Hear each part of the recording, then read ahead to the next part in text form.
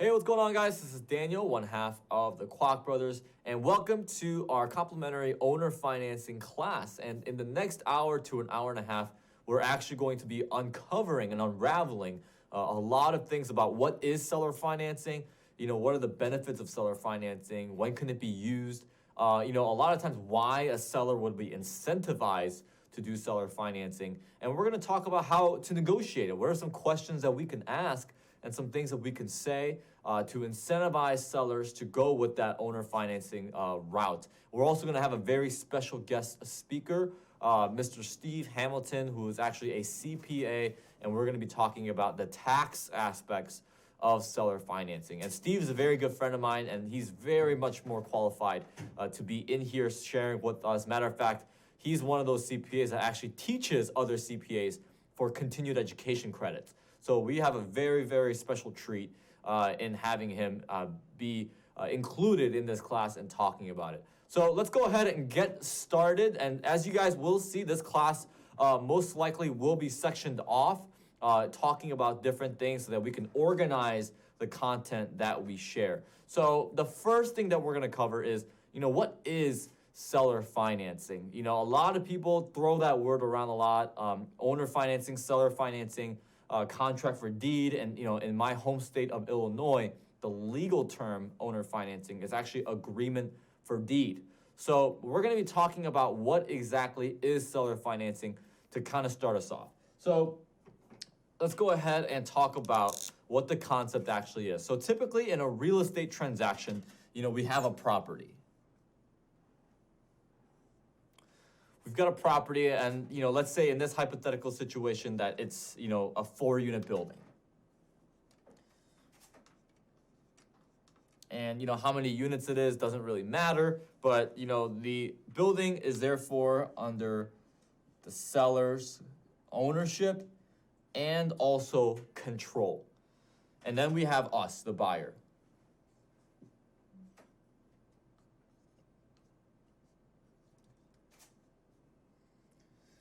Now, truth be told, how I actually learned about what seller financing was I got introduced to it through a number of multiple mentors that took me under their wing one-on-one.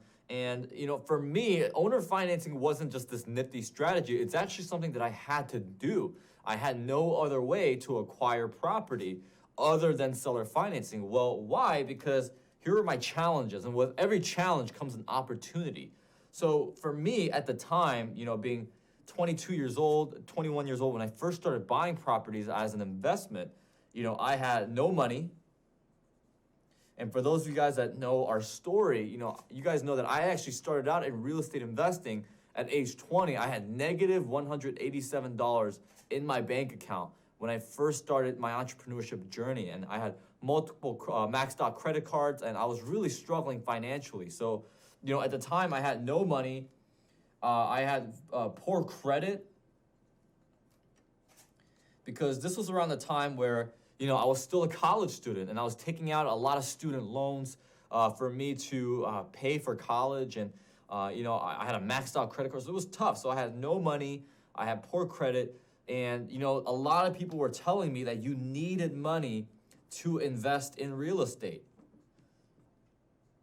And quite honestly, that was one of the biggest myths that for some reason I bought into. And so when I learned about this concept of owner financing, I learned that instead of having to go to a bank, because typically for you as a buyer, when you want to acquire this building, what do you have to do, right? Let's say the seller wants, $250,000 for this 4-unit, right? What do we typically do? We have to go to a bank,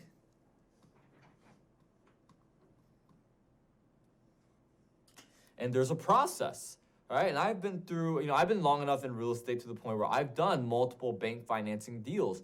And, they're going to ask for a laundry list of items. I'm not saying that going with the bank is a bad thing. A lot of times when we're dealing with sellers and we're doing deals, it actually requires that the seller needs to be cashed out because, maybe there might be a medical issue in the family. He may want to invest it into something else. He just wants to divest. He or she wants to do this. We don't know the situation, right? It completely depends. But for the most part, the most popular thing that people think is we got to go to a bank and we got to provide all these documents for us to even get financing. Guys, when I was 22 years old and I started buying properties, with the situation that I was in with, being young, only 21, 22 years old, having no money, having poor credit, and not knowing too much about real estate, I would have been turned down, right? I would have been turned down for a commercial loan to buy that $250,000 property. On top of it, even if I did get accepted, I would have to provide multiple documents like financial statements. I have to get my credit run through. I would have to provide, anything with my finances, so 401k, life insurance, and I'd have to provide my income tax, right, or my income statement, or tax return. There you go. Sorry, guys, I don't know why I couldn't think of the word, but tax return.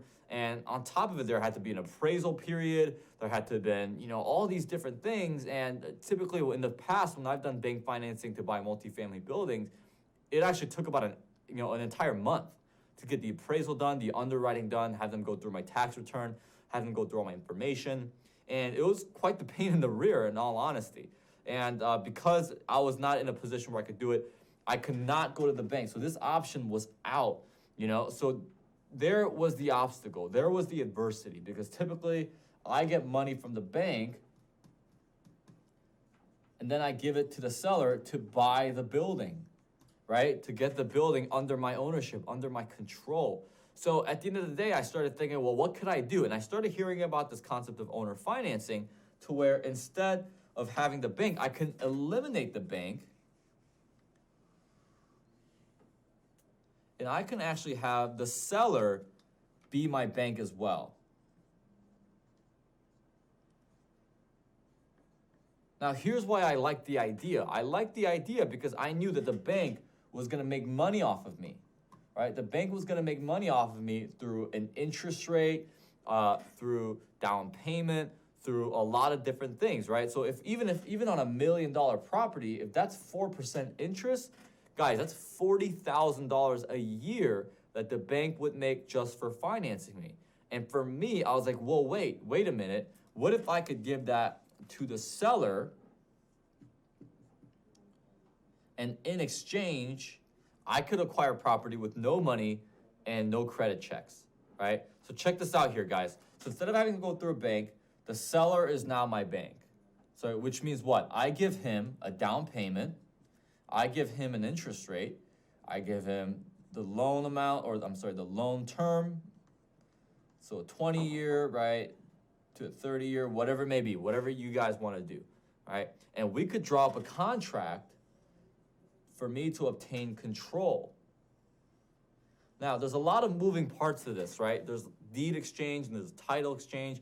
But we're going to talk about that, especially when we get Steve Hamilton on to talk about the taxes, because, well, one of the incentives for the sellers, right, possibly, maybe, depending on their financial situation, that they may be able to get some taxes deferred at a much later time, right? Which is very beneficial, very beneficial.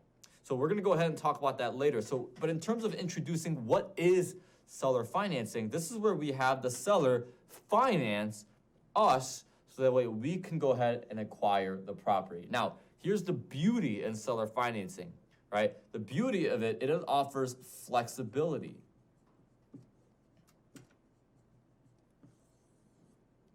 Meaning that between myself and the seller, we get to decide what the down payment is. We get to decide what the interest rate is. We get to decide what the loan term is and anything else that comes with it, right? Any addendums added to the contract, we could add that on ourselves. We have the freedom to do that. And instead of having a bank make a lot of the money on the interest and the down payment, a lot of different things, all those benefits can go to the seller, which at the end of the day, we want to be able to solve people's problems. And that's something that we're going to talk about as well. So that is the basic gist of seller financing. And in the next section, let's go ahead and talk about how it can be used to scale our real estate business, not just start it. So I'll see you guys in the next section. Okay. Is it okay if I just continue? Yeah. Is that cool? Okay, sweet. All right, guys, in this section, we're going to be talking about how to use the concept of seller financing to scale our business, and also not just to start it, but also to build it, right? To scale it, it's pretty much. So one of the things that I love about scaling and building a real estate portfolio is because, well, it's going to be very hard, right? Typically, if you go to a bank, it's very hard for you to get multiple commercial loans, especially when you have no money and no credit. A lot of times the only people who are able to go to banks and get multiple commercial loans and get good terms and get good strategic loans are people who make a lot of money. So, doctors, people who, possibly maybe a quote unquote accredited investors, people who overall just make a lot of money, have a lot of liquidity, and they have a lot of assets. Well, people like me, when I first started, I didn't have that. I didn't have the luxury and I didn't have the bonus, so to speak, or the advantage of having a lot of money in my bank account or having a very high paying job. So for me, the way I like it is I could do owner financing however many times I want, as long as I can raise the money for it. So because I had no money, because I had no credit, I still have to provide a down payment to the seller. Well, that money doesn't have to come from me, right? I could raise the money and I could split the deal or give that individual a certain percentage return. So I can give them a percentage of the deal or I can give them a percentage return.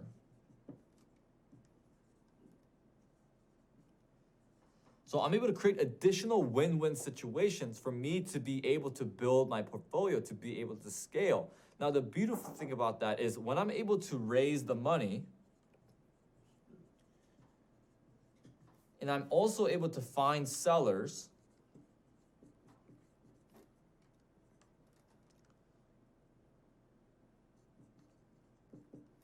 that are motivated.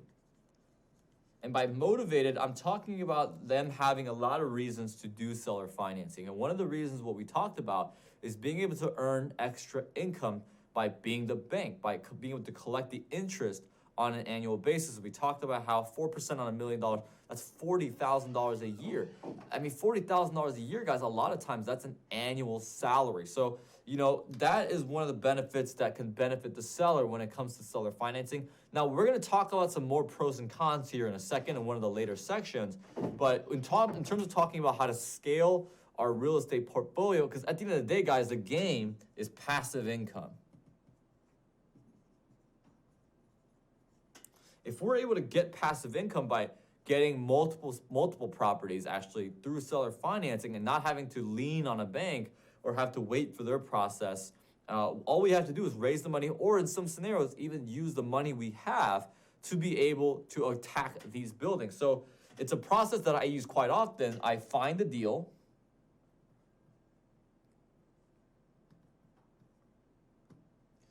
I owner finance it. I raise the money, and I enjoy the cash flow.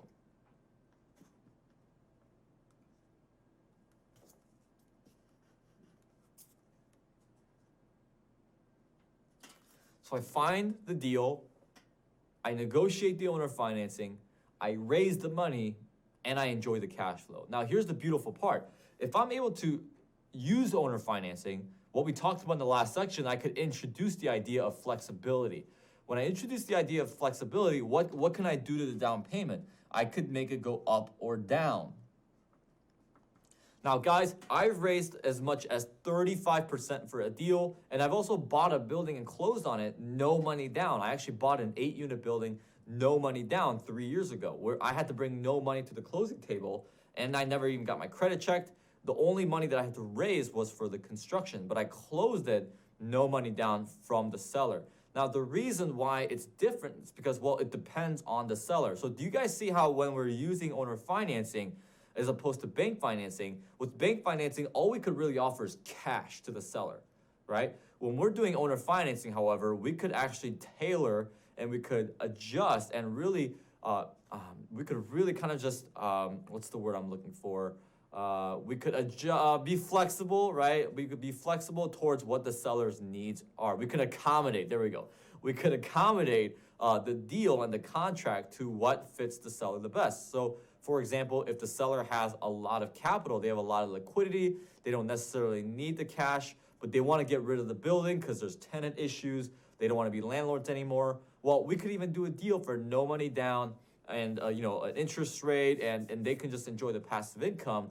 Or if the owner needs a lot of cash and therefore they don't even they need a lot of cash, but they also want to save on taxes. Well, we could then put down 20, 30, 40% down, and at the same time enjoy a low interest rate to negotiate other terms in the deal. So the whole idea of flexibility, it introduces different things. That's one of the main things that's going to allow us to scale our real estate business because, well, let's say, for example, that you have $500,000 raised.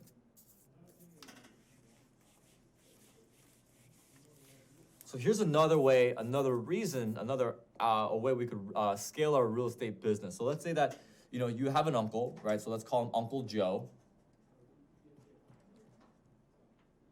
And let's say Uncle Joe tells you at the family reunion, so there's you.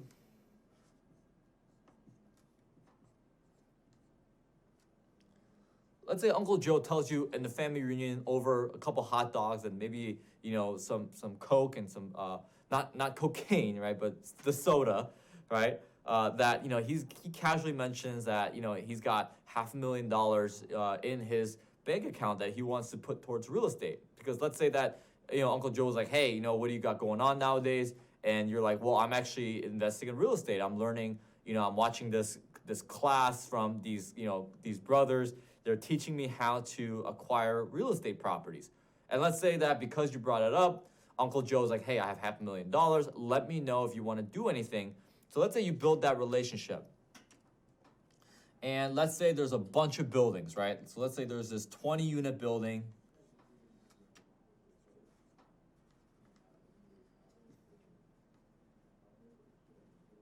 Actually, let's get a little crazier. Let's say it's a 50-unit building, just so we can enjoy more cash flow.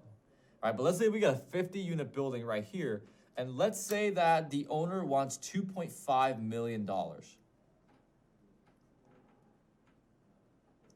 Now, guys, in traditional bank financing, 100% of Uncle Joe's money has to go to the bank for the down payment because 20% of $2.5 million is $500,000. Well, let's say that you're doing owner financing, and let's say the same seller also has another 50 units, right? So it's one seller. Let's say the seller's name is Eric. And he owns 100 units total. Let's say Eric is somebody, let's say he's like 77, wants to retire, and wants to travel.